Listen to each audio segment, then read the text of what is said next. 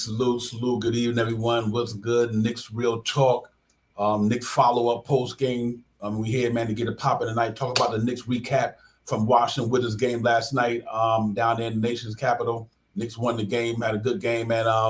Obi Toppin, man, real quickly, them guys came to play, but we're going to bring my partner in crime with me. We're going to get it popping, man. KJ, what's good?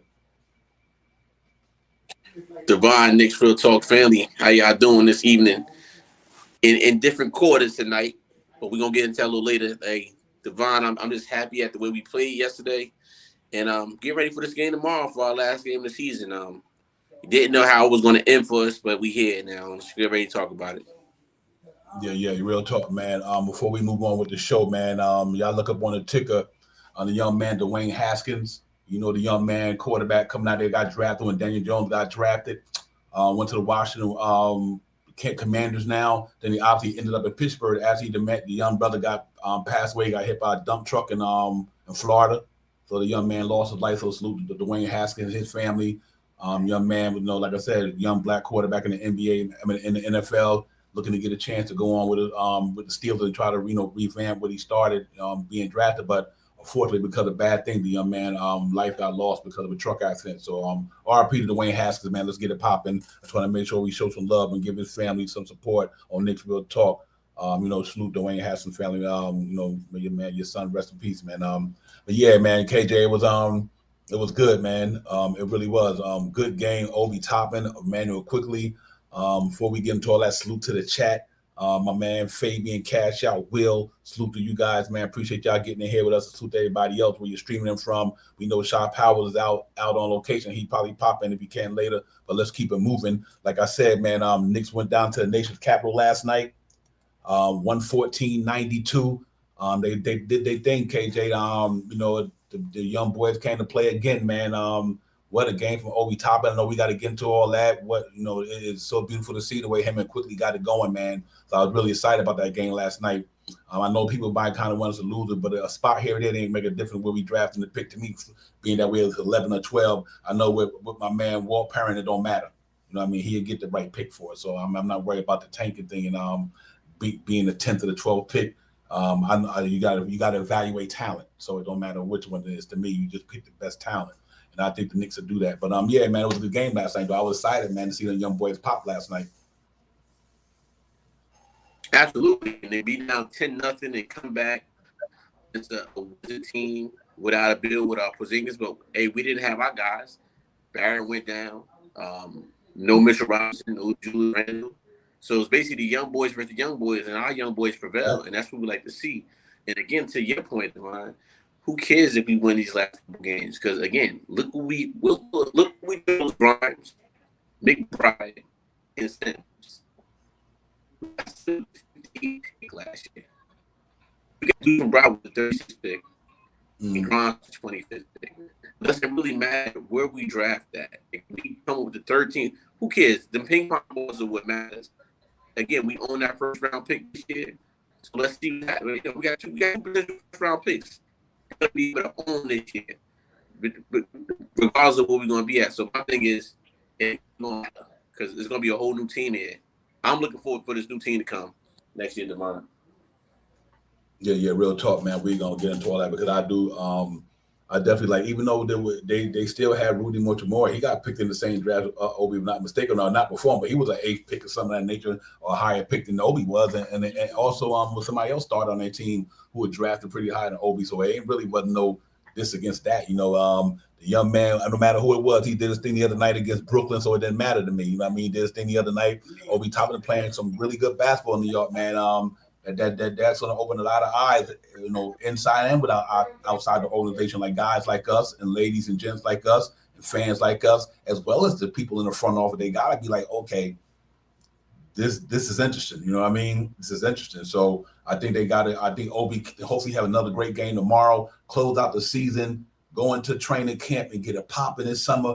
I mean, really, really amp the game up this summer, go in the summertime in the off season, get better at that thing that you need to get better at. I think he come back into this third year. KJ looking real good, man. So it kind of puts a dilemma on the Knicks, man, with the Obi Toppin situation, because there's no way with the amount of minutes he's getting, 38 minutes he producing that you're going to put him on the bench for 17 minutes next year. I just don't think that make any sense whatsoever.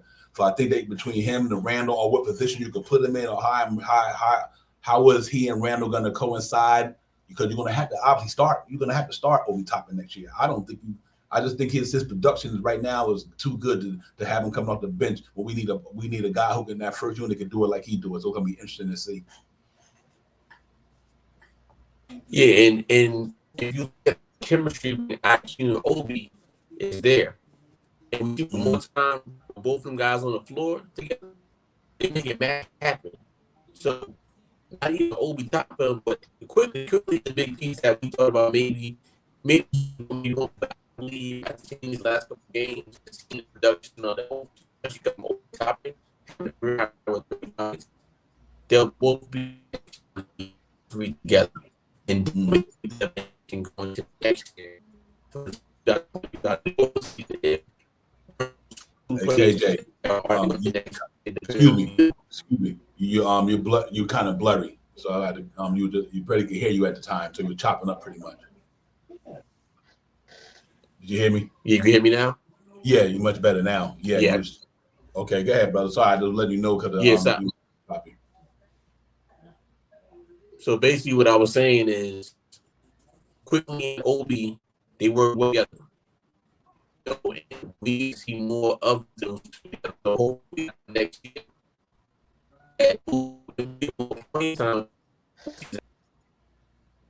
Sorry about that, guys. Technical difficulty right now, but we'll hold it down to KJ get back in here. But I think what he was speaking about was actually the Obi Toppin and Emmanuel Quickly situation. Then talking about Emmanuel Quickly, who's also having a nice bounce back season, man. Second half of the season, he is doing it, man. His numbers look good. I'll bring up the stat for the whole team in a minute, man. We'll talk about all that. But Obi Toppin, Emmanuel Quickly, man, is really, really impressing me, man, from their maturation from their rookie year to now. Obi Toppin finally get to play. He finally get to play, man. And you can see what happens when you get the minutes. Basketball is a game of rhythm. Obi Toppin and Emmanuel Quickly are getting minutes. They get their rhythm down now. Now you can't take Obi Toppin out for one mistake now, because he getting to stay in there longer, and he can make up for that mistake that he be doing before they snatch him out early.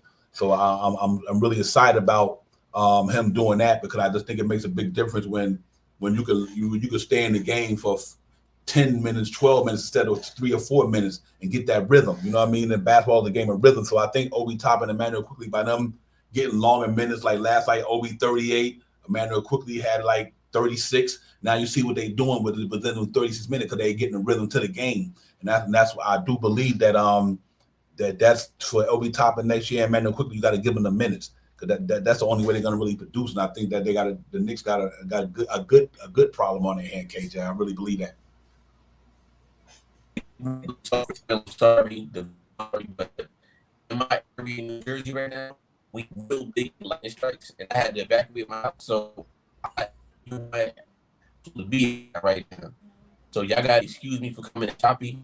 So I'm gonna end it. I'll be back in the chat because I don't want to mess up the content on the page right now. But to the point, I think we keep IQ and Obi Toppin going forward. Obi Toppin has to start next year. If we don't get a point guard, start Emmanuel. If not, we get somebody in here to help Emmanuel quickly and do some McBride out. That's how I'm going to end it. But guys, ladies, I'll be in the chat because again, I don't want to miss the content on our next Real Talk page. So I'll see y'all tomorrow. And Devon, I was almost right on my prediction. I said 115 to 95. The score was 114 to 92 yesterday. That's definitely an A. That's definitely an A. I'll take it. That's been the closest I've ever been all year. So, Nick Real Talk family, I'll see y'all in the chat. I'll be asking you guys some questions. Devon, I'll see you soon. And hopefully I'll be in tomorrow if everything's all right with the house. I got to make sure everything's all right, but crazy lightning strike. I've never seen it. I mean, you're all right now. You sound fine now. I'm all right right now? Yeah. Don't worry about it. Okay, I'm hitting. If I start going out, Nick Real Talk family, tomorrow, I know to do. I'll be in the chat. I'm here right now. I'm here. Okay. Yeah. Real talk. Nah, man. We work it out, man. The chat understand. America understand. Or wherever you shooting from. Hey, things happen when it comes dealing with technology, brother. It It don't happen all the time, so they understand. But yeah, man, let's get it back to a rhythm. I'm happy with everything I'm seeing from them two young men. I really think they're on the cusp of doing something good for the Knicks. So, like I said, really that could solve a good dilemma for us. A bad dilemma next year. Because think about it, you might not have to sign a point guard if Obi Toppin can really take another step this summer. You might not have to go out there and chase a big game point guard. Especially if the man take this. If you have a good summer and he put some work in and come back with some more tools in the shed and master his craft a little more, I think we're going to be all right with Obi Toppin. Emmanuel Quickly. And for Obi Toppin, like I said, man, Knicks got a problem there, man, because like I said, between him and Julius Randle, you're going to have to let this cat play. That's the bottom line. So you're either going to have to try to fit him in at a different position, or you're going to have to move somebody. You know what I mean? You might have to move Julius. Who knows? You know what I mean? Because like I always tell you guys, I'd rather have somebody who can do what Julius Randle could do, but put him in a different position. That's all. That you don't lose the production. You don't lose the 20, 10 to 5, but you might gain 20, 7 and 4 or 3. You know what I mean? In other words, you take his production and put it to the point guard spot or the 2 guard spot or whatever you may decide to do, or up front if Mitchell Robinson leave. You know what I mean? You can take them numbers and move them to a different position, but you still getting that production on the team. And then I just think that you allow Obi Toppin to be in there and do his thing. And I just don't think the Knicks lose a heart. Excuse me, KJ, because I do believe Obi Toppin in a bona fide point guard is better than Julius Randle and what we got now at the point guard. You know what I mean? That's what I'm trying to say is I think that you're going to get the same production just from different lineups, and maybe it might be better with the emergence of Obi Toppin.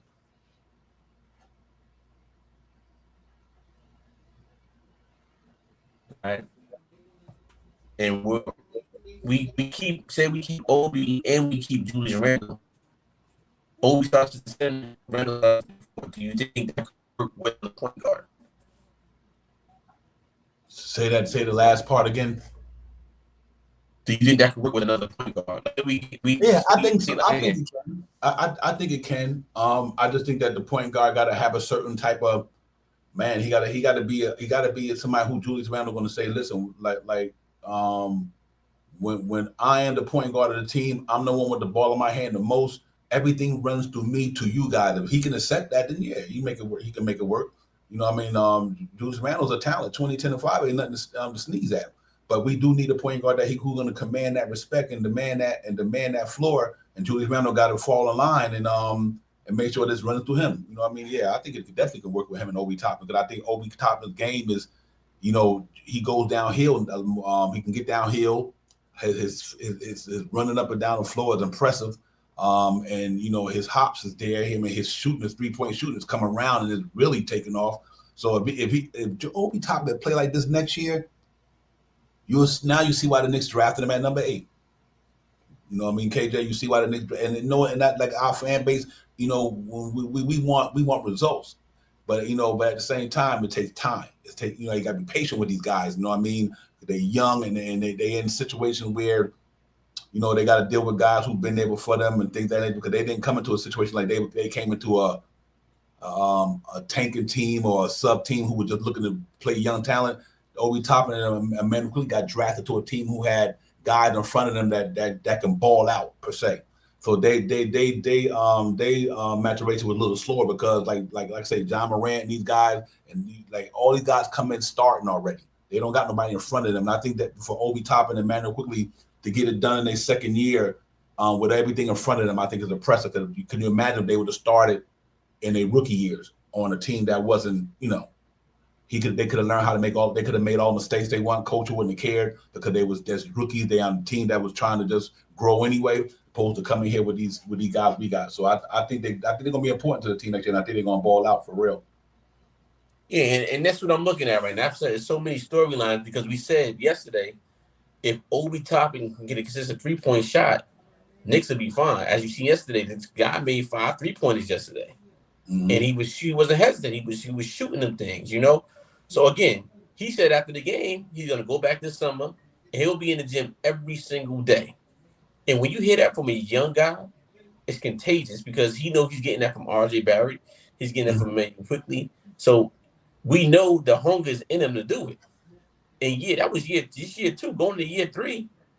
This guy could become a second coming of another star. We can have a young big three in New York City with R.J. Barrett, Emmanuel Quickly, and Obi Toppin, or Mitchell Robinson. So we got a lot of a good young core coming together right now. So it's kind of like, do we stay in this direction? Which way do we go? And that's why I said this is probably one of the biggest years in Knicks free agency ever, because it's so many different storylines. Which way we're going to take the team? Nobody knows. We don't know who's going to be the next All-Star. Who we think? Right now we all can say maybe R.J. Barrett is probably going to be the next All-Star in the New York Knicks, right? We could all say that as a Knicks fan base. But why can't it be Quentin Grimes? Why couldn't it be an Obi Toppin? Why can't it be a Emmanuel Quickly? Why can't they do the Bride? Why can't it be a Jericho Sims, right? So that's the type of thing that if I'm a GM of this team, or if I'm in a decision maker on this team, I'm looking at all my young pieces. Who's going to be here in the next 4 years, 5 years? What prediction do I think these guys are going to go to? And right now, we got for the upscale of the New York Knicks infrastructure, the young infrastructure, we have a great young decision to make. But we also don't want to lose out on a potential star to come here. So it's a lot of what if. My thing is, if we lose Mitchell Robinson, and you can Julius Randle play with this young core and give in? Really, we know the man can play, but can he give in? Can he give up his role of being that dominating person that alpha male to this team, and you got young alpha males ready to step in? That has to be my question. If not, we go ahead and let him go, because after a while, again, he's in that 2026, the man's making $29 million. And we don't want to mess up a young infrastructure. We've seen this before. We've seen this back in 2013 when we got Carl Anthony. We had a young infrastructure and we let it go for that year. We won 54 wins. But after that, guess what? We didn't go to the playoffs for 8 years later. So.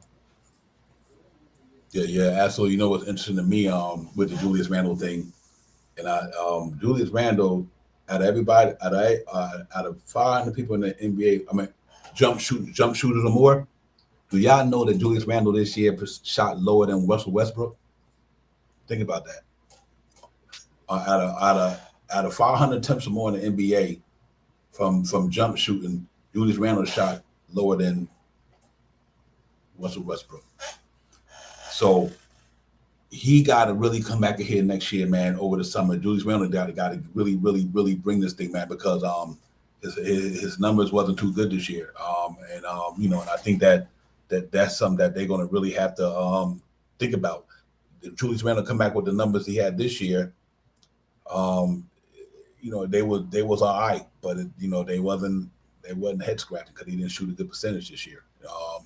Needed it, a lot of them did, but I'm just talking about for the money, KJ, and the numbers for the money you're getting, and what he doing, it was something that we got to take in consideration, pretty soon, because Obi Toppin is here to run, man. He run, and like I said, he got what, $5-6 million on his contract next year, opposed to 23, 24 from Julius.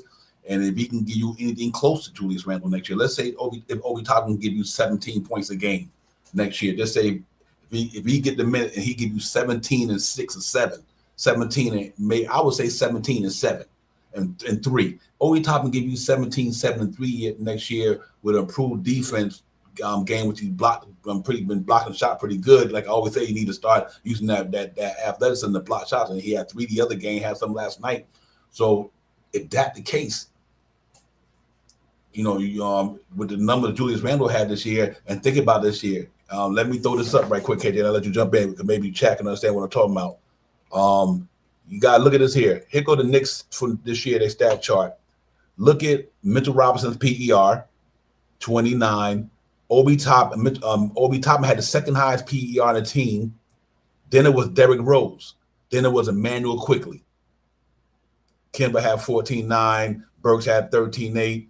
Derrick Rose, Fournier had 12.53, and Julius Randle had 15.95. RJ 13.85. So Obi Toppin, Mitchell Robinson, Emmanuel Quickly, and Derrick Rose was in the top 4 in PER this year.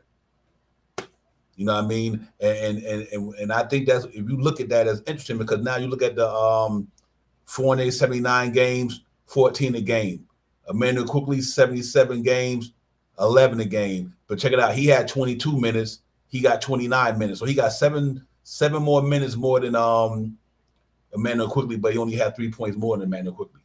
So and Emmanuel Quickly had a better PER. Emmanuel Quickly out rebounded him. He out assisted him. You know what I mean? Turnover ratio was better. So now y'all see what I was bringing that up. And I think Julius Randle, 15.9. He had the fifth highest PER, but he wasn't in the top four. Mitchell Robinson had it in topping. So that's what, to me, is what the Knicks got to really look at. You know, how this team is playing when these guys on the floor. Because Obi Toppin and Mitchell Robinson, and Emmanuel Quickly and RJ, I just think you got to make sure, you know, and you get these guys in the fold, man. I think the Knicks would be a better team, KJ, if they do that, because that kid is good to go. Yeah, no, you're right. And it has me thinking right now, Devon, as I'm talking with you and Knicks Real Talk family, about this divergence of Obi Toppin. If Julius was to stay, all right, we'll be a smaller team, right? If we start Julius Randle and Obi Toppin in the 4 and 5. But there's something you always say. If we could find a way for Obi Toppin to play the 3, right? And let's say we keep Julius Randle next year, right? Mm-hmm. I'm just gonna go to the lineup of Emmanuel Quickly at the guard, the point guard. You got RJ Barrett at the 2. You got Obi Toppin at the 3. You got Julius Randle at the 4. And just say Mitchell Robinson if he's here. If not, you start Jericho Sims, right? You could bring in a guy like Cam Reddish off that bench for Sims, right? To me, with Quickly, RJ, and Obi, it makes the team much faster, right? We know Obi's defense is going to improve. It's already improving. His shot is already improving. We see that, right? We spread the court with 4 guys that can shoot, right? Now, if you go with the 4 or 5 of him with a Cam Reddish or RJ and it Quickly, or 5 of those guys can shoot 3-pointers from the perimeter. With Julius Randle and Obi Toppin, with an RJ Barrett, with the Quickly, and things of that nature. So a lot of things can happen. I just think that Julius Randle and Obi Toppin, it's just the puzzles don't match on the court together, and we've seen that, right? And we're seeing more production out of Obi with more minutes right now. What is he doing different from Julius Randle? He has more energy. He's running. He's a high flyer, right? He can do that. What is Julius Randle's powerful? Julius Randle, he can get 20 and 10 in your sleep. We're still trying to figure out, can Obi get 20 and 10? I believe he can with more minutes. But how many minutes does he need? What different game does he have than Julius Randle? If we go back to Julius Randle in the beginning of his career, was Julius a good 3-point shooter? No, he wasn't a good 3-point shooter. The one thing Julius Randle could do is he can get you a double-double in his sleep. And that's still out for Obi. But we don't need Obi at that double-double. We need Obi to grab the rebounds, run the floor, catch them dunks, spread the floor out, and occasionally, when he's open, make those 3-pointers that we need to go in. So I think the Knicks are in a great situation because if we can go this way or that way, but we just don't know which way we're going to go yet. And that's why I keep saying, again, we have to really hit a home run in free agency and in the off season with making moves and trading people, because if not, we're going to be back in the same prediction next year, and then we're going to say, you know what, get rid of everybody, because these guys had a chance. They got a chance to make a statement right now. So, and this is why I think we're going to swing for the fences when we make the statement. Yeah, you know what? They got so many avenues they can go down. You know, they just got to make sure whatever avenue they go down, they got a clear road. Make sure the road's clear. That's all. I don't care what avenue they decide to go down. Make sure the road is clear. And I think if it's going to be sticking with the young guns, then you stick with the young guns and build a solid team around them. If you're going to stay kind of middle of the pack for us, you want to keep the Randalls of the world. And maybe Burks and everybody else got to go. You just got, whatever you do, you got to make sure Obi Toppin and Emmanuel Quickly get them starting type minutes.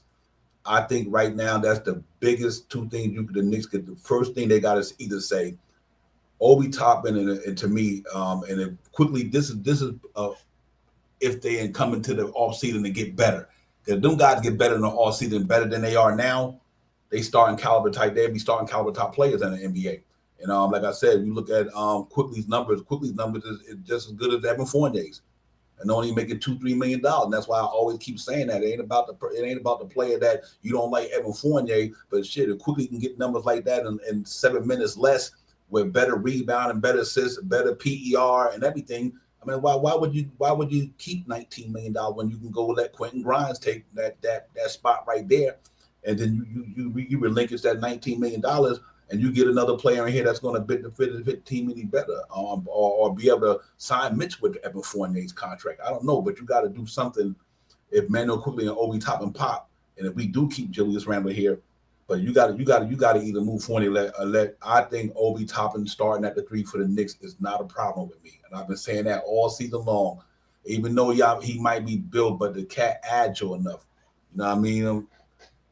Hey, Will, man, excuse me. I'm hoping not, man. I think Tibbs I think he got to recognize by the last 4 or 5 games. I'm hoping that he don't do that, Will, because I think that'll be a disaster. I think Obi Toppin got a better PER this season than the second best on the team. He's scoring 8.5 a game. Can you imagine if he would have been playing more this season? So I still think that next year that 8.5 he got right there. Look at that's in 16 minutes. So let's say that's 32 minutes. That you add another 8.5. That's 17 points a game. He's doing right. He's doing 8 minutes. He's doing 8 minutes in 22 minutes. He getting 8 points, almost 9 points only in 16 minutes. So even if that man if he get 32 minutes, I think Obi Toppin scored 17 like at will because of Emmanuel Quickly knowing where he's gonna be at, the outlet passes. That man can get you 8 points himself just by breakouts. You know what I mean? And quickly knowing where to get him at, alley-oops and all that. Now they added the 3 ball, so even if he get 3 fast break points, right, 6 points. Let's say. Then he get 2 alley-oops from somebody. That's 10 points. Now you ain't even counting his other couple of 3 balls. You know what I mean? And I think that's a gimme with that dude, man, because he just know how to get it. He like RJ. Once RJ get his shot down better, they can get it from pretty much a lot of angles. Obi Toppin can get it from anywhere. Now he got a mid-range game he's working on. You notice he's been putting that on display. So I do think they got a good problem, but I do think they got to figure that thing out, man. So it's either Fournier or Randle to me. One of them, to make Obi Toppin shine, one of them cats got to go. In the active situations, if the Knicks come back with Julius Randle, and we can Obi Toppin, he knows he's going to come back with a little bit better and if he has Obi Toppin playing 10, 15 minutes again, I'm not blaming Tibbs. I'm blaming the front office because they had an opportunity to get other pieces. If you know what you come back with. So I'm hoping, and I know that they're analyzing Obi Toppin and Quickly right now to say, okay, can we move forward with these guys with more minutes? They got to be seeing the same thing we see out there with these young players, because with the young players possessing, the young players going to keep giving me that energy. They want to get in. They're going to keep giving me the same energy and over again. And they see with more production with Obi on the court, the team is playing better, right? But now we got to see all 82 games. How long can they withstand out there? Is it going to be that roller coaster season that we had this year? Or can we run up 5, 8, 10 games, lose 1 or 2, and then go back to it again? So, again, it's one of those decisions that can happen. But if the Knicks do that again, I'm not blaming Tibbs. I'm blaming the front office because at the end of the day, it's their decisions that's going to propel our team. Tibbs just coaching the team. He got to coach the players he thinks is going to get out. Of course, we've been saying play Obi more, play the young guys more, sprinkle them in there. Don't play Evan Fournier a lot. Don't play Alec Burke a lot. Sprinkle these young guys in here. Or why did you start Kemba Walker for all them games? Why didn't you get Deuce McBride some playing time when Kemba Walker went out for a minute? So it's a lot of storylines. But I'm not blaming Tibbs for that. I'm going to blame the front office for that. Now, Tibbs is to blame for some of this stuff, right? I must say that. I don't want to contradict myself. What I'm just saying is when the whole thing with Kemba Walker and Devon, you called that earlier, it was like, man, if you knew you was going to do this to the guy, man, we could have had somebody else in here. We could have had that Oubre situation in here. You know, why did you do that? So my thing is pick the one direction. We gotta pick one direction. And if you pick the direction, you go with it, we go with it. We can't be all over the place because again, these guys are only gonna get older. And with more production, this team will be way, way better. Yeah, Shout yeah, real salute. talk. Salute. Yeah. Hey, you know, KJ Rook, what's me? Check this out. Julius Randle and Evan Fournier, 34 points for them two in this season. 20 from Randall's, 14 from Evan Fournier. So let's just hypothetically say Obi Toppin gives you 17 points next year and quickly gives you 15 points. That's 32 points, only 2 points less than them two. And here's my thing, what I'm trying to say. Quickly and Obi Toppin salaries combined is $8 million. Now hear me out, guys, what I'm saying. Let's say if the same thing happened next year, if Obi Toppin can give you 17 starting and Emmanuel quickly can give you 15 starting, that's 32 points at $8 million. Because he made 2 or 3, whatever, or we make 5 or 6, whatever. Julius Randle, that's 2 more points. Julius Randle and Evan Fournier give you 2 more points more than them, but they got $31 million more on the books. You know what I'm saying? I'm talking about from a salary wise. So in other words, the production that the production that Obi Toppin and Emmanuel quickly can give you, which is only 2 points less than Julius Randle and Evan Fournier. So just say Evan Fournier and Julius Randle wasn't in the lineup and it was Obi Toppin and Emmanuel quickly. That team do not lose a step that much. They only lose a step in scoring by 2 points. But I also think they pick up pace. The defense is better to me. So that's why I keep bringing up these numbers sometimes when I talk about the 19 million and Julius Randle 23 million for 2 people. I switched out 2 people, and them 2 guys only make 8 million combined. These 2 make almost 39 combined, and they production is only 2 points less. And Emmanuel quickly rebound the ball and assist the ball better than Evan Fournier and play better defense than Evan Fournier. Evan Fournier getting 19 million, Emmanuel quickly getting 2 million, 3 million. And you know, that's why I always keep saying about that 19 million. You can get that production somewhere else. Julius Randle's 20, 10, or 5. I'll take 17, 8, and 4 from Obi Toppin with Emmanuel quickly. And I still think Emmanuel quickly numbers better than Julius Randle and Evan Fournier because of what they mean to the team and what they could do. Pace and everything. So I think that's one thing that we're gonna have to look at and Knicks gonna have to look at. Moving forward with these guys. Julius Randle contract 22, 23, 26, 29. Obi Toppin, even if you give Obi Toppin $14 million when his contract is up, you're still saving all that money from Julius Randle and you getting all of that same production minus 3 points. You know, I think that's something like that we got to look at. So if you can move, if you can move Fournier, move him. I just think you move him. Quentin Grimes can come in there and give us 14 points a game with way better defense. And that's a fact. I think that man's shooting, this skill is so nice. He can get to even 11 points a game, and his defense better than Evan Fournier's. He only making $2 million. That's why we keep saying Evan Fournier's contract to me is expendable by far, not because of the player. We got a 3-point shooter on that team once he get the time which he was getting, like Obi Toppin getting down. Quentin Grimes will be at Evan Fournier, no doubt in my mind. Will be better. I think he'd be better. I really believe that. I think that young man's shot is legit, and I think his defense is legit. And he got a little bit more playmaking skilled than we probably got to see this year because of the way the team was running with Randall probably getting a lot of possession. The RJ, Quentin Grimes could get it too. So I just think that the Knicks got to find a way to move some of that stuff out. Randall's good, man, but.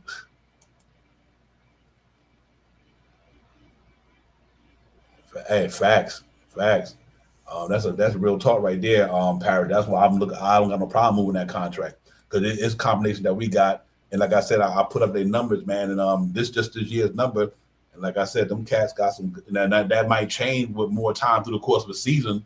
But as of right now, minute wise, I maybe quickly get more minutes. Let's see if his PER stay the same. But as of right now, what he's doing in the amount of minutes he's doing is impressive. Now he might get more minutes and the PER might go down. We don't know, but I think it's worth a try though.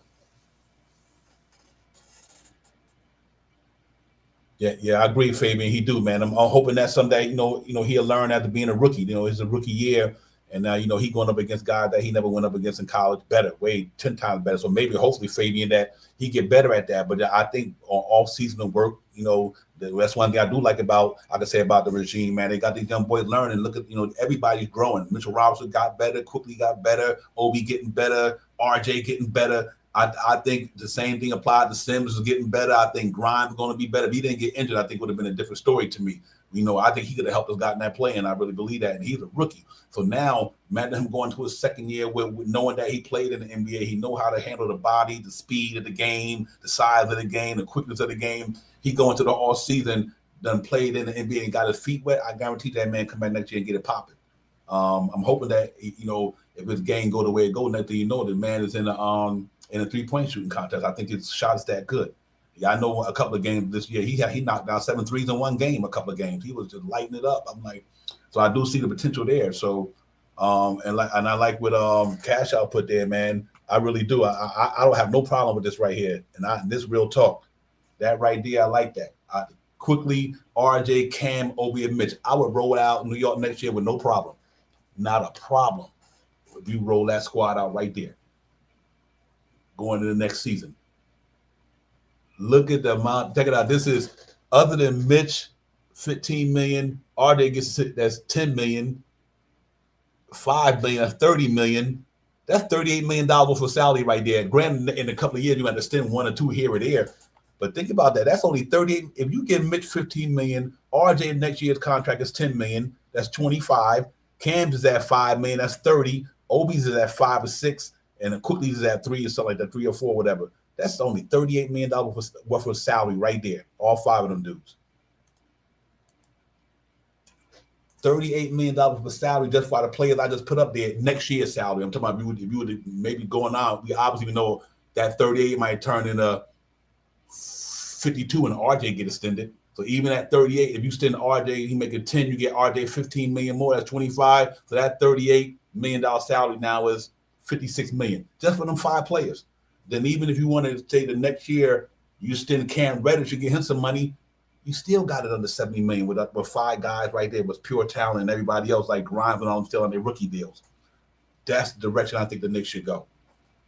Young-sided, athletic guys, you bring in a player you think down the line, let them grow a couple of years or a year or two, and then you say, you know what? Now we can bring in this dude, and I think this dude's gonna get us over the hump. So I think money-wise, I think they gotta be really, really diligent with that money and realize Evan Fournier and the Noels and all these guys, if they worth it. Not when you got a bunch of young talent like that. I'm hoping the Knicks can do something. Just wind up bringing in a 1 and a 4. They bring in a 1 and a 4. I think they'd be all right. I really do. A stretch 4, 6'10", 6'11", stretch 4 who can get it. I think the Knicks would be fine in that aspect, man. And they get a point guard. But I do like Emmanuel Quickly and Deuce McBride. I like that, man. So I would be happy with that either way. KJ, you in the building? Yeah, I'm coming a little choppy, y'all. Can y'all hear me good? Yeah, I hear you good right now. Yeah, I hear you. Why?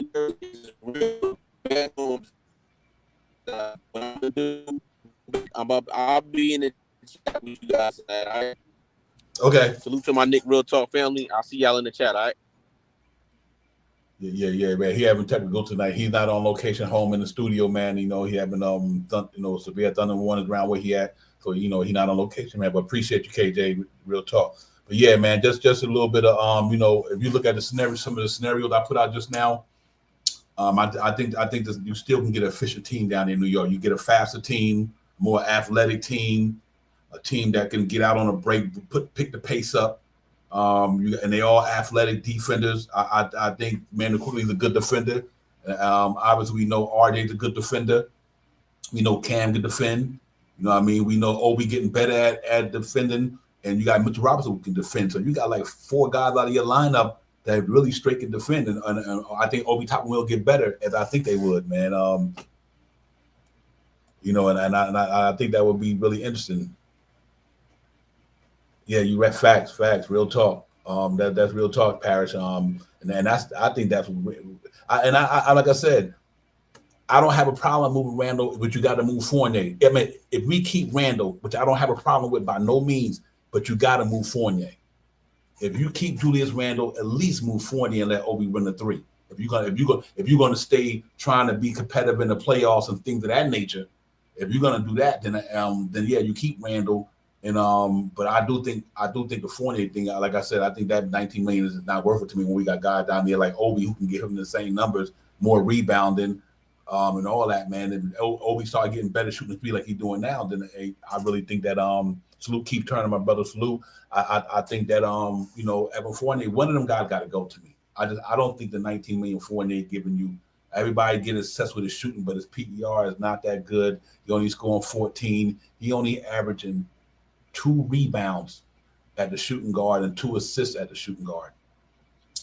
And you're getting 14 points. Emmanuel Quickly, like I said, in 22 minutes, getting 11 points a game. He out rebounded them and he out rebounded and out assisted them in only 22 minutes.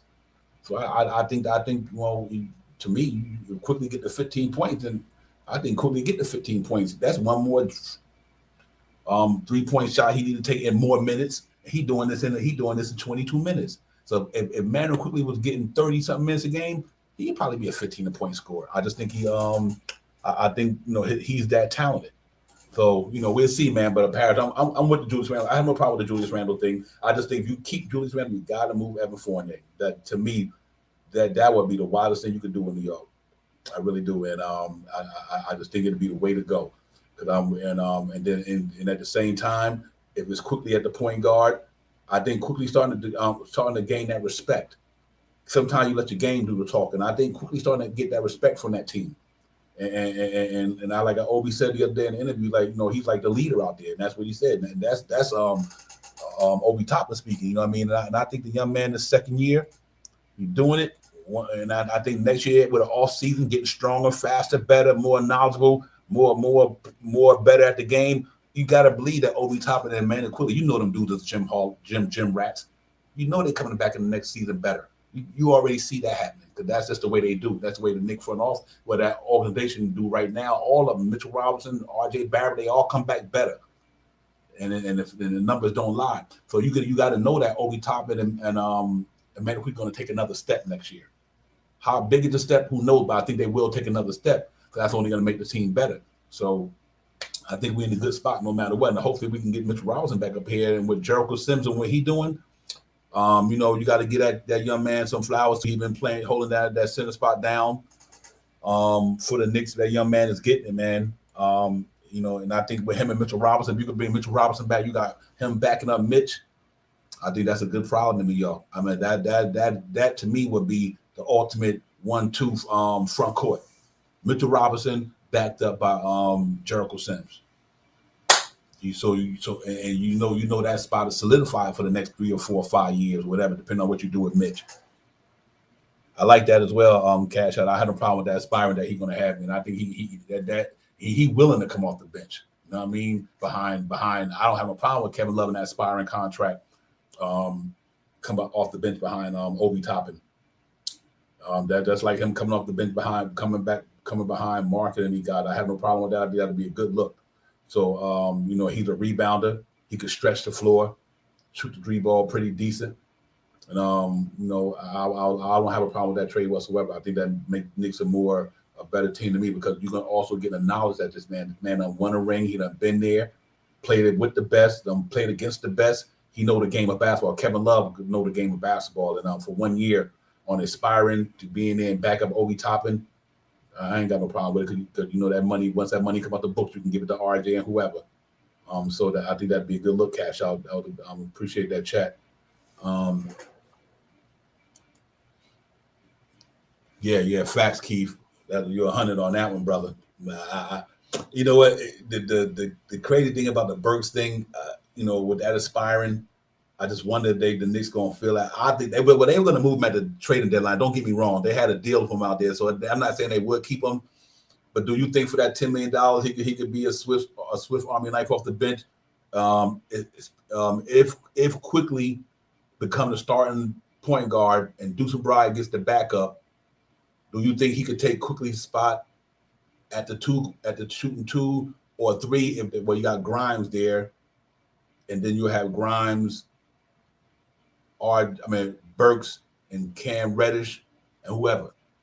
But if not, yeah, I think they can get him, Kemba Walker, Noel, and them. I mean, I think they can move on for no guys, and let this cash out got it right there, man. Quickly, RJ, Cam, Obi, Mitch, McBride, Fournier, Grimes, Love, Sims to back them up. Yep. You know me, I'm good with all that. I just think that 19 million.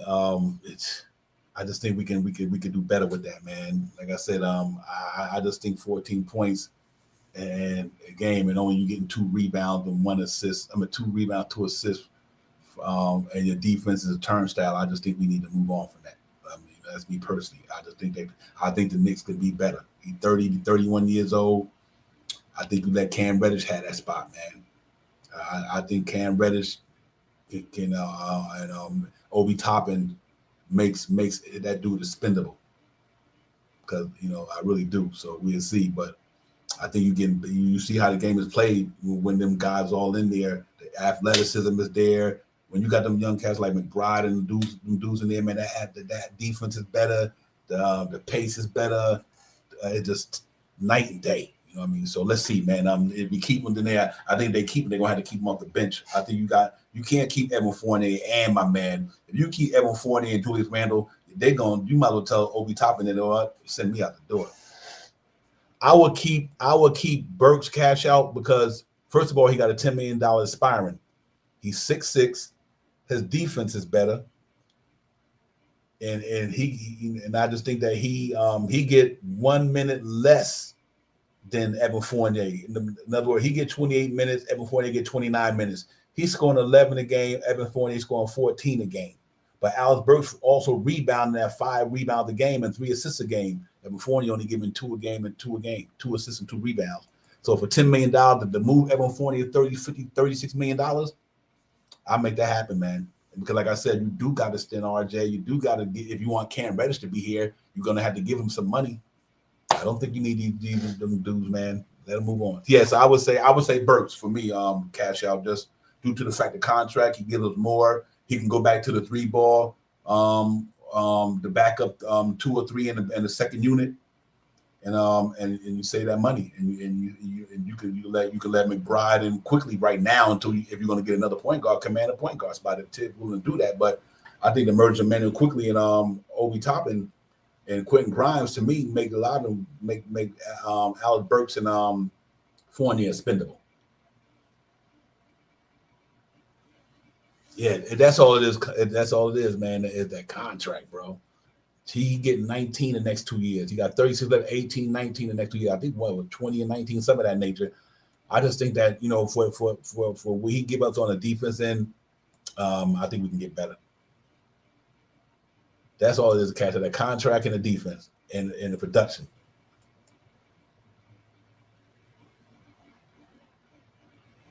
Yeah, I agree. Yeah, that's what I said. That's why I think I agree with you, Parrot. They probably wait till the end of the season. But they got to October the 22nd to do what they're gonna do. And if they don't sign them, wait till the season's up, then you do it there. I don't have no problem with that neither. If everybody feel that they need to give RJ 1 more year to see what he's doing, they're not trusting what he's doing right now, I can understand that. I have no problem with it.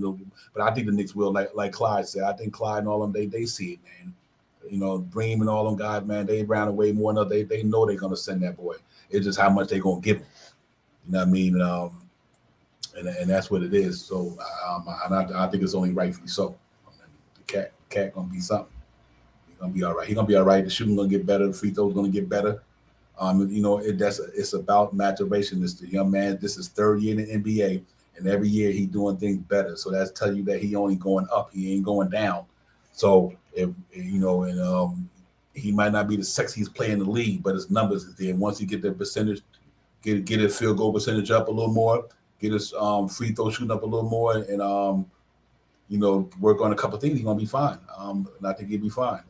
He's starting to master the NBA. RJ Barrett starting to master the NBA, and that's what them cats got to get to. Like Grimes, all these guys, that's what they got to get to master the NBA. Once they master it, I think they'll be all right. Paris at Ryan is getting for him money. He said is getting that money because he can shoot that big shot. I don't know. You know what? He's inconsistent, man. I don't know what to say about that. You look at you look at his number the last couple of games. You know, he's too up and down. You know, it'd be different if he was consistently doing what he do. Like I said, 1 minute he has 17. 2 games later he go 5 points that game, 4, 6.8 points the other game. I just don't think that's, to me, is not going to help a team, because you depend on this guy every night to give you a certain amount of points. And if he don't give you them points that night, then the other guy got to try to step up, because he didn't do what he's supposed to do. And to me, that's not a good look for a basketball team. If you know Evan Fournier supposed to get you, right, his numbers are 14 a game. He averaged 14. Well, every game he should be getting 14 or 17. If you get 28 tonight, then you get 6 tomorrow. Yeah, I get it. It might break pan out to 14, but who wants that though? I don't want nobody giving me 17 one night, and for 2 games in a row he giving you 8 points or he giving you 4 points. I don't think that's the way to go with him. I don't think it's worth it. I'm not trying to be harsh. I'm not trying to be, just throwing. I'm not a Fournier hater. I just think that the money, the $19 million, and the production he's giving us is not helping us. It's not, because if it is, along with him and everybody, we'd be winning. So I just don't think he look at his career, man. I mean, I don't know how many times Evan Fournier had been to the playoffs. I know he went one time in Orlando. I can remember. How many times he's been there, I don't know. But he's not a every year in the playoff type guy neither. You know what I mean? He had Vucevic down there with him. He had Gordon down there. They had some players down there in Orlando. They was pretty nice, but they never got nowhere. So, and we ain't getting nowhere with them either. I just think that you could send them to a contender who willing to go, who looking to go to the championship. You could send my man Fournier to somebody, to a contender. It's more worth than $19 million. We not a contender. Why would we keep somebody and we not even a contender? I can see him going to a contender with $19 million. I can't see him starting on the Knicks with $19 million. We not even sniffing the playoffs right now. I think that's a bad look to me with that contract. But anyway, that's the reason why I always bring the Evan Fournier thing up. I just think that, again, move on from that, man. Yeah. I mean, yeah, that's true.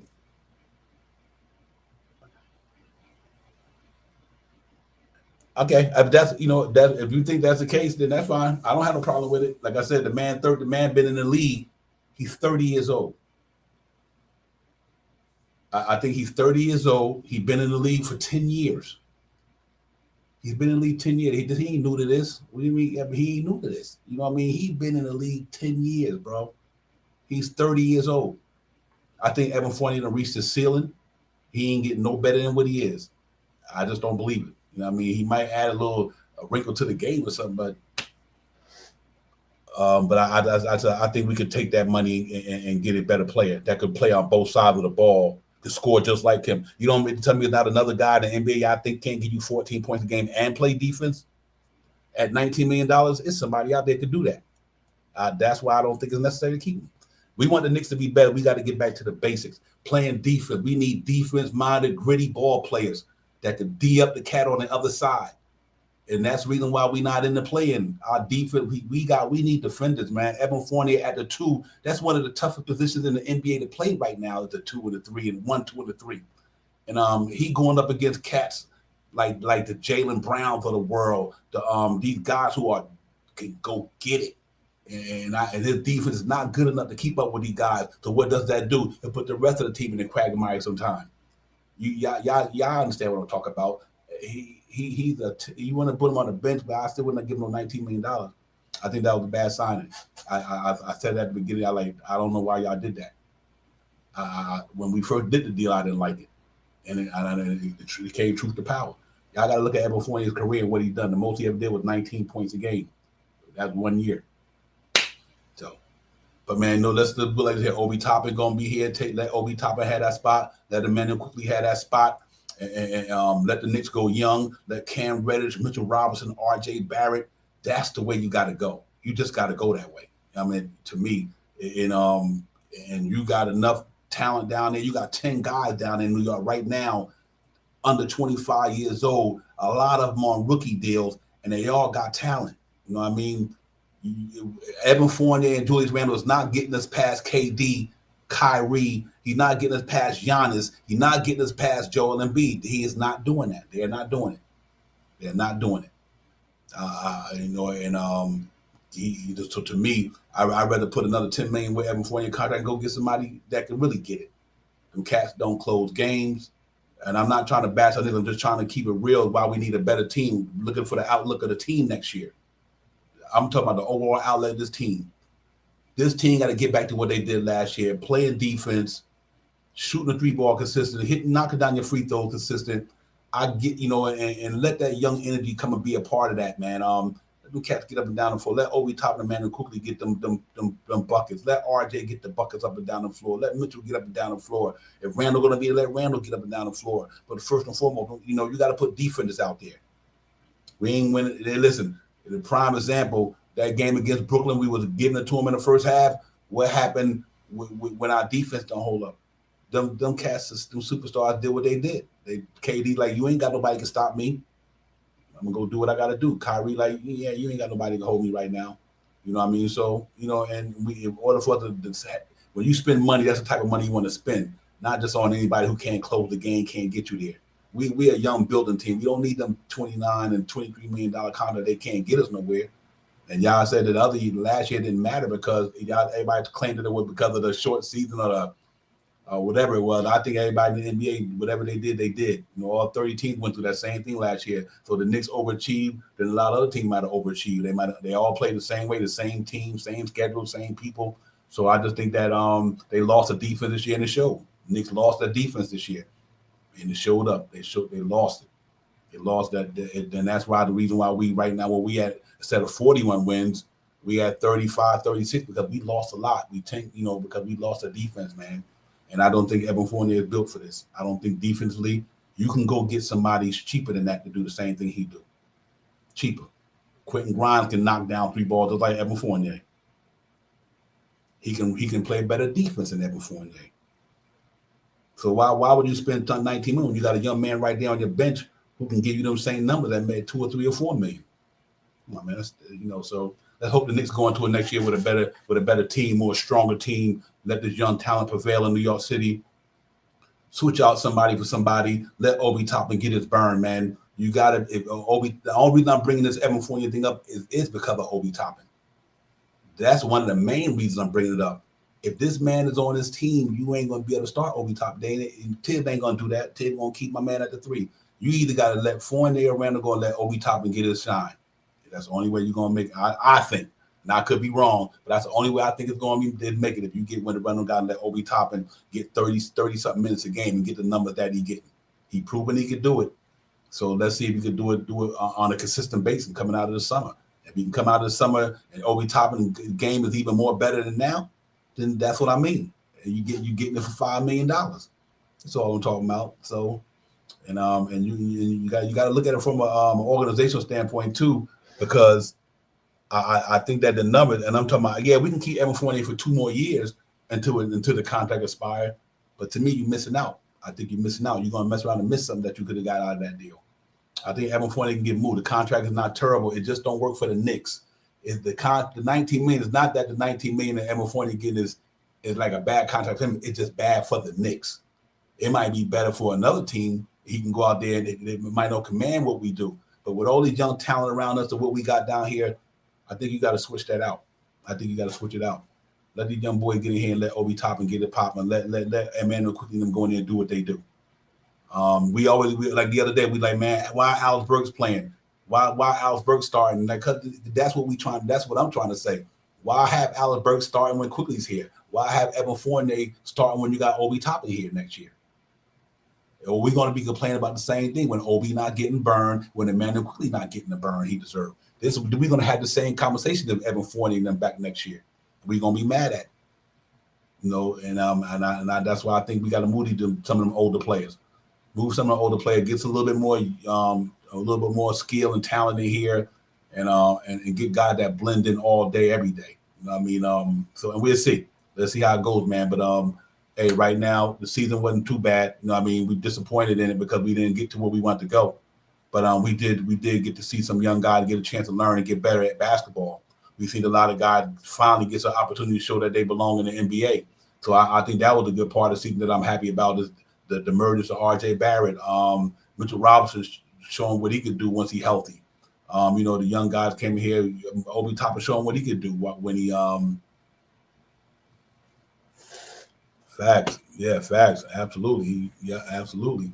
But and all these guys, man, Deuce McBride, you see what he's capable of. You see what Jericho Sims is capable of. So I think the season was disappointing from a record standpoint. I get to the playoff, but I don't think it was a failure by no means. I really think we got a nice group of young people down here. I think the Cam Reddish trade for Kevin Knox in the late 21st pick to get somebody like Cam Reddish type of talent in here, that was a good move by the organization. That really was, to be able to get a guy like that and send Knox, who was aspiring anyway, and Charlotte first to get Cam Reddish. I think that was an excellent move by the organization. So they did some good things this year. I think the injury set us back a little bit, but I think we did some good things this year. The Kemba Walker thing, that didn't go the way we wanted. I think that was a failure. Nerlens Noel being injured hurt us pretty bad. And then Derrick Rose going down, that was tough. But other than that, man, I won't be mad at what they did, man. And, you know what? Absolutely. Yeah, absolutely. I agree. You know what? And if they bring them back, they bring Evan Fournier back, it is what it is. I'm still a Knick. I still believe in the organization. I still believe in this team. I think they still try to get somewhere further than they did this year. But but I do think that I think the Knicks got some special young talent down there. And we just like we always want to be patient with our team. I think now, I just think that with quickly Obi, RJ, Mitch, and Cam Reddish, Quentin Grimes, and Sims, and oh my God, and McBride, I just think you got a special crop of players there. And I think you need to plug some of the stuff that we got to subtract some of the stuff out of there and bring something in to blend with them. Maybe a 6'11", 6'10", 6'11" stretch power forward could back up Obi, or you might go get the creme de la creme point guard and have my man back up or whatever. But I think they got a lot of good talent there, man. And see that right there, that to me, Deuce, think about his defense, getting better at defense. And that's like a $36 million lineup. $36 million, 15 for Mitch. Like I said, Obi making 5 to 6. Cam probably make 5 this year. RJ make 10 this year. Deuce make 2 this year, 2 or 3. That's not even over $40 million, a starting lineup. I just think, and you can see that where they're gonna be down the line. They're gonna be good. And I think we go that way, man. And I'm excited. I'm excited about the season. I'm excited about what's ahead. I think the Knicks are gonna be all right next year, and I do think the Knicks will make the playoffs next year. And you heard me say that tonight. The Knicks will make the playoffs next year. I think this team come back much better than they are. I think Obi Toppin and my man Emmanuel quickly come back better. I think Mitchell Robinson, if they sign him, he comes back better. I think RJ comes back better. I think if Cam Reddish healthy, he comes back better. Because you know what these guys are going to be doing all off season. RJ, I'm hoping RJ and Cam get in the building, man, and get at each other, man. Hope Obi Toppin and Emmanuel quickly and Grimes and McBride and Simmons get in there and just go at each other all summer long. You know what I mean? Just putting the work in. And come back into the season. That's why I want to go out on a high note. That's why I didn't want to tank. I want these young guys to get the feeling of winning. That's why I'm glad we didn't tank and none of that. You know what I mean? I wanted these young guys to get the feeling of how it is to be a winning basketball player. So to close out these last couple of games on a winning note, that we go in there and beat the Raptors in the Garden tomorrow, I think that's worth a spot up in the lottery to me. These guys getting the experience to be, to get better and win games, to me is much more better than a pick higher or lower. I really believe that, because that's confidence. Going in next year, they had confidence. They won't be scared of nothing. They ain't scared of nothing now, but they'll be doing even more at ease. So it's pretty exciting.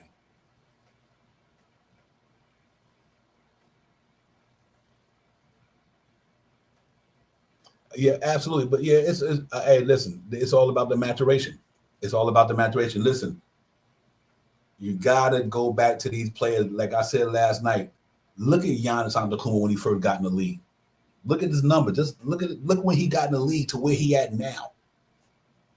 He got there from getting better every day. That's what these cats do. I mean, much as y'all might not RJ, we knew RJ coming out of college couldn't shoot. We knew that. We knew RJ wasn't a shooter, but what did he do though? He did work on that, and last year he shot decent from the 3-point line. He just got to keep working on it. Everybody in the Knicks team had a down year this year, all of them. Randall, RJ, Fournier, all these guys had they subpar years this year, especially shooting percentage wise. All of them shot on almost 40% or below. And so, but it is about the process. And I think RJ Barrett, you can't dispute 14, 17, and 20. It's 14, 17, 20. He didn't go this way. He went this way. So you can't dispute his numbers. He just got to get more consistent in what he do. RJ Barrett will be a 24-point scorer for the Knicks. I can guarantee you that because of the way he played basketball. He's just not selling for jump shots all the time. He get it inside, he get it outside. All he got to do is match his foul shooting. If he ever get that foul shooting above 75%, close to 80, hard work does that. Hard work does it. 3 years, I ain't got no problem with RJ Barrett. You know what I mean? It's about a young man, 21 years old, 21, getting better as he play basketball. RJ next year will be fine for the New York Knicks. I can guarantee you that. And I guarantee he go from 20 to 23 next year. I guarantee you RJ will average 23 next year. Because he's going to come back in here over the season, worked on his game, got better. I'm not worried about RJ Barrett. I'm not worried about none of them young Knicks. I think they all got that talent. They all got the work ethic. Obi Toppin, same thing. I'm not worried about. I didn't worry about him last year. Like, man, listen, man, you got to get these kids a chance to get the feel of the game. You know what I mean? NBA is no boys allowed league. They coming in out of here college as young boys.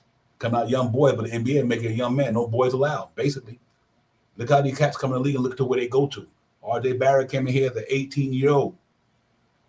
Coming out of high school, 1 year Duke, into the biggest game, pretty much out here in the NBA, going up against the Bronze of the world, going up against all these major guys in his rookie year, and he took the fight to him. Last year, what he did, he took the fight to him. This year, what he did, he took the fight to him. Now, next year, RJ Barrett will take the fight to him again. And I guarantee you he's going to be all right because that kid, he built for this. RJ Barrett, out of all them players on the Knicks right now, he built for New York. He built for this thing, man, and it don't faze him. You know what I mean? And he want to be here. The guy want to be great. Like Clyde say, when I listen to guys like Clyde and bringing them, they around these guys. When Clyde say RJ, like he said, he want to be great. So when somebody want to be great, that means they're going to go put the work in because you can't be great if you don't put the work in. And RJ want to be great, and I think he's going to be great. So I think he takes a big step next year. I really believe that, man. And I'm looking forward to his elevation. We signed that young man, third round draft pick in the NBA. He living up to it. He living up to that third pick standard. Everybody was talking about DeAndre Hunter. Was it DeAndre Hunter went fourth? Well, look at him. Look at his numbers compared to RJ. Everybody talking about take him before RJ. Kidding me? RJ made averaging 20 a game in his third year. Look at DeAndre Hunter and all the guys. The only one that's really performing that draft close to, other than obviously the cream of the crop with Zion Williamson and John Morant. RJ right there might not be the sexiest game in the world. RJ putting up his numbers though. He getting you 25, 26 this year, 20 points, 5 rebounds, and 3 assists. Now next year that might go up to 20, 23, 7, and 5 assists because he's gonna get better. So you better watch out. I think he's gonna be good. Obi Toppin gonna be straight. I think he hit 17, 15, at least 15, 17 a game with more minutes. I think he's gonna be. I think Emmanuel quickly numbers go up from 11 to maybe 14, 15 next year. You can book it because I think they're that good. So, but it's all good, man. It's so good that we got these good young players that can go out here and make it look forward to the future. I'm excited about the Knicks basketball moving forward. I wish the season didn't end tomorrow, but it seemed like it was a long season. But then again, it just goes fast. A little bit of disappointment for us guys, man. The fan base. I know we all kind of wish it went a little different, but like I said, you got to take the good with the bad, and I think you got to take the good with the bad, but look at the positive that happened with the Knicks this year. We got to see a lot of good stuff, man. We really did. We got to see a lot of interesting stuff. I wish Tibbs would have took the leash off a little early on some of them guys. I get it what he was trying to do because they were fighting for the playoffs. You thought playing Kemba Walker and all these guys was the way because we were trying to fight for the playoffs. So I get it, and it was hard to kind of let these guys get the minutes they needed when you're trying to get these guys in here. But I guess he didn't realize that these guys are better than they probably were, and it happens. But I do think we got a good situation, man, for real. Salute JW, salute to the chat, everybody, man. I hope everybody having a great night tonight, man. Saturday night, man. And And we ain't here Knicks Real Talk, man. My man KJ was in the building, but he had technical difficulties. I got to hold it down by myself. I know y'all can get tired of me running, but that's what I got to do. I got to hold it down. I'm the hostess with the most, man, from coast to coast. I'm going to do what I got to do. Shot Power, he's out and about right now. So, I'm going to hold it down for the fam. So y'all just bear with me tonight. I sound like I have to be a lip professor tonight, but I'm a manifestor, but it sound like I'm lip professing, but everything is facts and everything is real. So it's all good. But the chat holding me down. They got some great comments in there. Canal said, I just don't want people miscasting RJ like they did Randall. Let him be what's going. Yeah, absolutely. Canal, facts. Yeah, just let the man be what he's gonna be. And I think it'd be all right. We ain't expecting RJ to be the a superstar, but I do think he's gonna be an all-star. And if he work hard, he might get to the, depending on what he want to do. Like I said, look at Giannis. Giannis became a superstar, what, 5 years ago? 5 years ago, he started getting into that realm. Who knows what RJ Barrett going to be when he's 25 years old? He's 21 now. Man, when he get to 25, he like 7 years away from his prime. I like Dyson Daniels, JW. I think he'd be a good pickup for us. Like I said, that's why I said if you can move some of them guys and let Obi start, and maybe get somebody coming out of the draft like Dyson Daniels and all these other guys, let them come in there behind Obi Toppin, let them come in there behind these guys, add the Cam Reddish and these guys, man, and Jericho Sims. You put Jericho Sims, somebody like Dyson, these guys, along with Cam Reddish, McBride and Grimes. That's talent. That's a nice young talent backcourt, fast, athletic, defenders, can shoot the ball.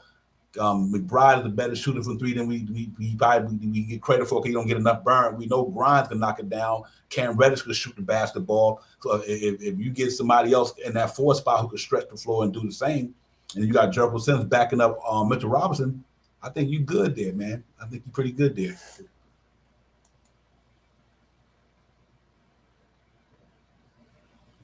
Yeah, man. I can see that, man. He didn't hold him accountable enough. That's for sure. But I think Julius Randle also a 27-year-old grown man. He got to hold it down for us, man. He's the leader of the team.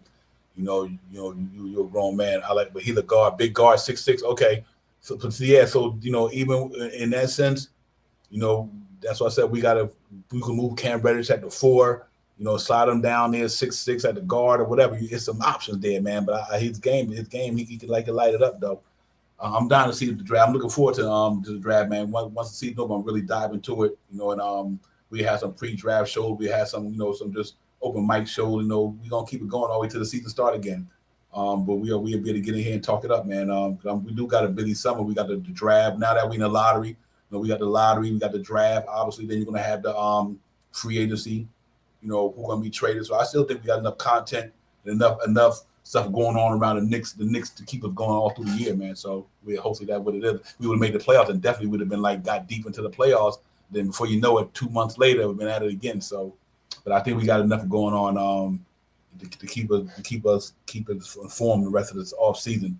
I'm looking forward to it. I think the Knicks going to be all right. I'm just really wanting to see what this front office. This is a big test for the front office.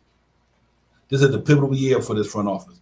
Tom Thibodeau and that front office, this is to me, this is really going to be a big test for them guys. They didn't do bad the first year. They came in, they started that year, they got us to the playoffs, 41-31.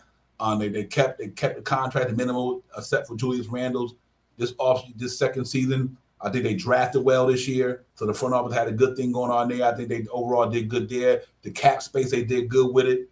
They held on to that. They didn't go out there and blow that up, only other than Julius Randle and Fournier. That's not a long-term deal. A couple more years, he can let that go. So I think the injuries to Kemba Walker, Derrick Rose, and I think Nerlens Noel set the team back. I think if them cats would have been healthy, and we might not got to see the young guys that much because they was healthy, I think the team would have made the playoffs. I think you can't take in sight that no matter what these other guys doing, they wasn't doing what Derrick Rose was doing. Derrick Rose do what he do on a regular.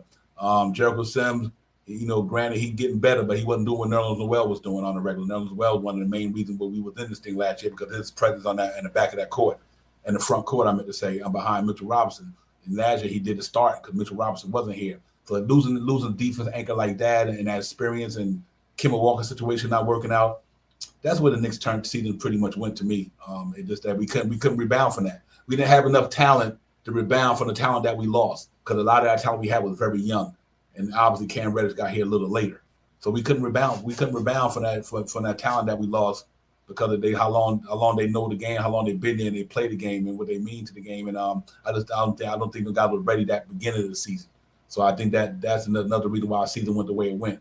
But I still think we got a good infrastructure here. I'm not worried about the Knicks. I've been watching this a long time, and I think we haven't been in a place like this here since Lord knows how long. When I can't even tell you when the last time Knicks been in a situation where they got a group of young talent, got flexibility with the payroll, aspiring contract, decent amount of draft picks, and they got long-term flexibility. So I think it's a win-win, and I think they got the guys in the front office like Brock Aller and Walt Perrin and Scott Perry and Worldwide West Leon. That's not a bad core down there. And with Tibbs being the president of basketball operations before, they got to love. This is one time I could truly say the Knicks got a lot of brain knowledge around, a lot of brain trust. I'm saying they got a lot of NBA people in the organization now. NBA people, you know what I mean? People who've been around, know the game, you know, and know and understand the nuances of the NBA. I think Brock Aller is phenomenal. You know, I think he's phenomenal what he do for us. And I think much of people always try to knock Scott Perry, but Scott Perry's been good for the Knicks. That's why the Knicks signed him back. He's been good for us. You know, you look at the Mitchell Robinsons of the world, R.J. Barrett. You know what I mean? Quickly, Obi Toppin. They've been good. You know, and I gotta give them credit for that, man. I just think some of the contracts didn't work out this year, and I also think that the injuries plagued us this year. He said Daniel's not a shooter. Okay, I don't know too much about him. I just know that I heard he's a good player, Canal. So I'm not on the. I couldn't even tell you. You know, I don't know too many college players out there except for the ones I watch. You know, other than my Tar Heels and guys like that. You know, I think that whatever the Knicks bring, I think they're gonna do fine. The one thing I know about Walt Perrin, he can scout talent. That's why I'm not concerned about the 10th or the 12th pick or the 11th pick. One slide down. Walt Perrin gonna go out there and get the bang for the buck for the Knicks. He's gonna get the best talent. Obi Toppin is a talent. You know what I mean? He got him. You know what I mean? What can I say? Emmanuel Quickly is a talent. They got him. I think Grimes is a talent. You know what I mean? The guy drafted well for the position they drafted at. And that's something I'm interested. I want to see too. What guys, if you would base it on a per 36 minute, would have been that got drafted for Quentin Grimes as having a better season than Quentin Grimes. I mean, obviously the top guys are Cole Anthony having a decent season, but Quentin Grimes, it wasn't for the injury, for that last injury at the end of this year. He had a good year for Knicks in the rookie year. And I think he would have got to get to play a little bit more if he would have been healthy the rest of the way. So we'll see.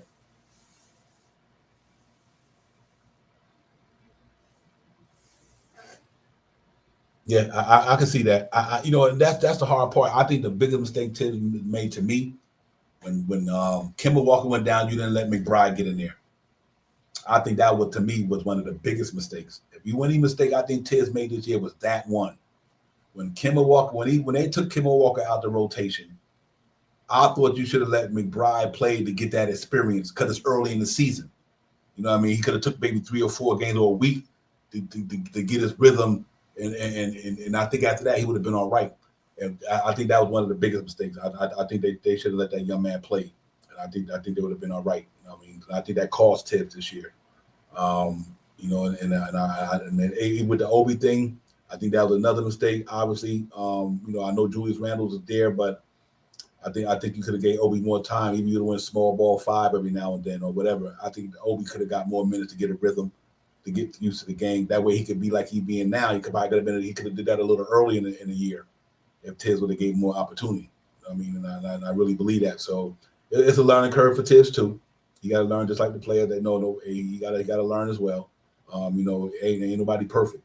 So he cost our free throw stroke cost us a lot of games. The injury cost us a lot of games. We only won like 4 or 5 less games this year. We 36, and we won 5 more games last year. We lost 15 more, granted, but we did. We only lost a certain amount of games less. So let's see how it goes next year, man. We'll see how it goes next year. The draft, like I said, depending on what the Knicks do. Let me ask you guys a question: With the emergence of Emmanuel Quickly, do you think Knicks go get a point guard, or is there a point guard that you think that's in the draft that makes sense because you got Emmanuel quickly and Deuce McBride, or you think we still go in the draft and get a point guard, or do we look for a nice 4 if you can get a nice wing rather? What you guys think about that? Because I think Emmanuel quickly changes the game in New York if we come back with stronger in the point guard spot this year. It can save the Knicks a lot of money and trying to look for a point guard, or they can go get a point guard and have quickly back at the combo guard. It's a win-win no matter which way they go. Whether you go get a point guard in the market or if you can go get a creme de la creme 2 guard to replace Fournier and have Emmanuel quickly start. If you can find a creme de la creme 2 guard, then you can let quickly start because you got a 2 guard that can go get it. You know what I mean? Or if not, then you just go get a point guard and let quickly come off the bench and do the combo thing. Them 2 excellent players right there, man. I think they're gonna have a good NBA career. I think they're gonna have some good careers in the NBA. I really believe that. So, and from what I've seen on tape a little bit, I've seen them guys in the tournament.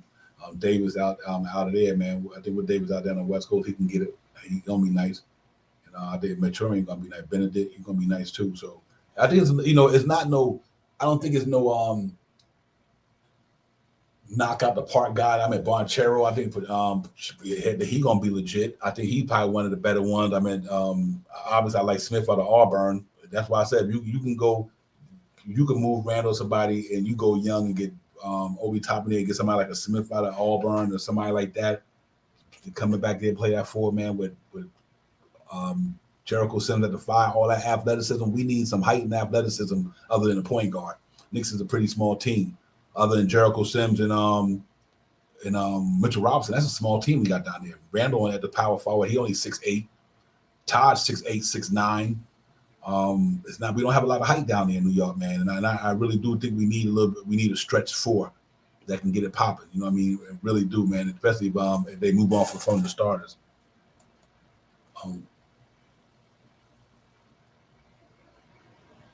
Facts. Yeah, facts. Absolutely. I agree. But I think the Knicks do it. But I'm interested. I'm be glued to this thing on the draft. I really want to see what they do, man. I'm looking to see what they're gonna do with anybody disgruntled on the market. I'm hoping that they go out there and get somebody in here. I just hope it fit the youth timeline and they can grow with RJ. There's only so many handful that's 26 or 24, 25 that's on that level. I mean, Donovan Mitchell on that level. That ain't who knows. I don't know. If we do have to get a who knows, but. I mean, guys like Cat, guys like that probably could do it, but I don't. There's not too many guys out there. I like Christian Woods. I like guys like that who fit the timeline, even though he's like a 27-year-old player now.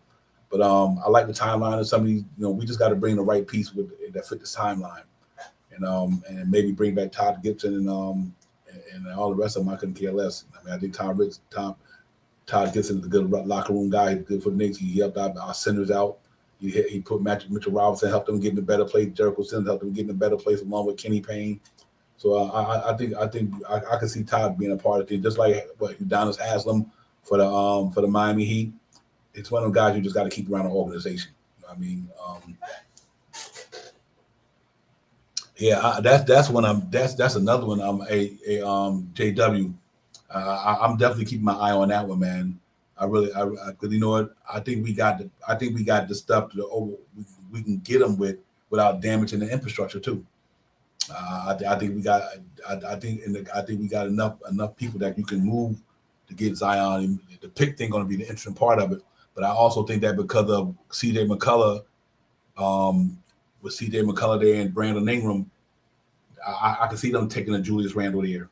Hypothetically, they're gonna stay. They're gonna stay in the playoff contender type thing, and I think with Valanciunas and Randall, I think that wouldn't be a bad look. You could pull that off with Randall, somebody, whatever they take to get him. But you can put Randall in that package. Randall played there before. The organization don't have no problem with Randall. But Valanciunas, Randall, Brandon Ingram, and C.J. McCullough is not a bad 4. I don't know who their point guard would be. But that wouldn't be a bad look down there. If they would send Julius Randle back to New Orleans, I don't think it'd be a bad look whatsoever, and I think he'd fit down there because you got Valanciunas who can move out a little bit. He's a rebounder. Julius Randle's a rebounder. Julius Randle can get it inside, outside. Brandon Ingram can put the ball on the floor. You know what C.J. McCullough could do, and then they look up and get the right point guard. They just never know what they could do with a good bench. So I do like I can think that at JW, I'm definitely going to keep an eye on that because I do think that'd be possible. If he decided to leave, and the New Orleans going to trade him, you know, I'm guaranteed the Knicks will knock on the door, and I think they got the assets to get him. You know what I mean? I think, and not only that, the contract that we would send them. But other than Julius Randle, you could still send them some other contract that's aspiring. You know, you like I said, you got some aspiring Burks there. You send Burks, these guys. I think they'd do that because of them guys are quality type players. I think Noel will help. I think Noel could back up Valanciunas down there. You know what I mean? I really believe that. I think, you know, so, and it's an aspiring deal too. I think Evan Fournier could back up CJ McCullough. You know what I mean? And they can use that scoring off the bench to keep them relevant. And so you never know. You know what I mean? You never know. But JW, I will keep an eye on that because I think that's possible. I can see that happening for real. You know, so we keep an eye on that, man. A couple of things out there like that I would like to see how it work out with the Knicks, but I do think that'll work for us though. You know, but listen, man, it's been fun. Real talk, man. I'm gonna get up out of here, man. And I just wanted to give y'all some content because the brothers are in there, you know, they had to take care of business and okay, they're in this situation. But I'll see you guys tomorrow, man. We got a home game, last home game of the season. You know, then after that we shut it down. So I definitely see you guys tomorrow. I think the game is 7:00 at the World Most Famous Arena tomorrow. I think so. We get in here about 5:30. We get a pop out on pregame. But you cats have a good night, man. Enjoy the rest of your Saturday. Thanks for coming in. I appreciate y'all hanging out with me on the solo tip for a little while, man. KJ and Chop Howard. I see you guys in the chat. Appreciate it. And all you streaming, where you streaming them from, man. Thank y'all for coming in. Next week talk shit, man. Divine, man. I'm about to be ghost, man. Salute everybody, man. Y'all be good. I'll see y'all tomorrow, man. 5:30. Next we'll talk pregame preview. Let's get it popping, man. Peace.